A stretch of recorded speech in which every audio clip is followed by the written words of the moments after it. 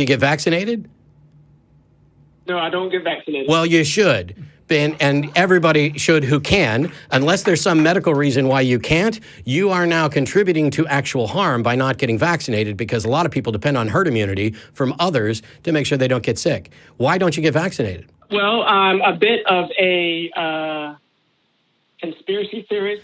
But you live in a world in the best of all possible times, both with regard to health information, and access to information in general. You live in a time where it is easier than ever in our history to get good information. Now, yes, there's a bunch of bad information out there too. Vaccines don't cause autism. Vaccines have, it's baffling saved countless lives. We're in 2019. And there are more people who believe the earth is flat than ever before, that, as far as I can tell. There is more pushback to good, reliable science.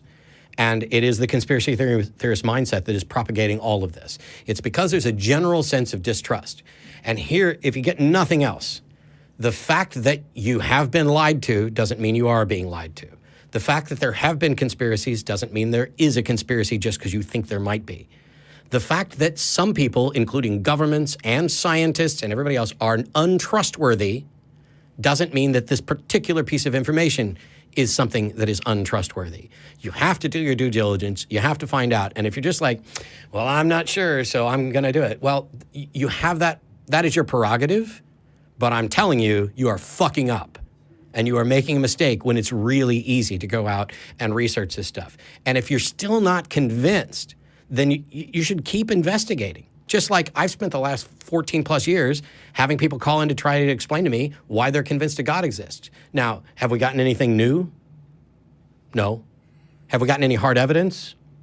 No. Have we gotten a parade of fallacies that we've exposed? Yes. If I were like the people who were conspiracy-minded, I would be sitting here saying, I've spent more than enough time looking into this shit. Clearly, every single God ever proposed is just a hoax, a fiction that was generated by somebody else. That's my conclusion. I've done my due diligence and looked into it. The problem is I'm actually a skeptic, and I actually care about good standards of evidence. So instead of saying that, I say the God claim hasn't met its burden of proof yet. I'm unconvinced that it exists. And for some gods, where it conflicts with actual observed facts of reality, I am convinced those gods don't exist. But I am always open to having new evidence and new information change my mind, because to shut that down is the antithesis of skepticism. And that's what conspiracy theory thinking does. And if you watch on Netflix the latest Flat Earth movie that's up there. Anybody, what's the name? Somebody's got the name. It's funny. The Flat Earthers, Behind the Curve. The Flat Earthers, thank you, Mark. The Flat Earthers go out to actually test their Flat Earth theory scientifically.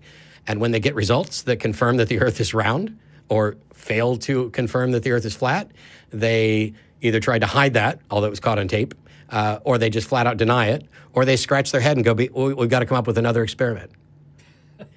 Yeah, you do. Yeah, you do. And when that experiment also shows that the Earth is an oblate spheroid and it's not a flat thing, I don't know what to tell you.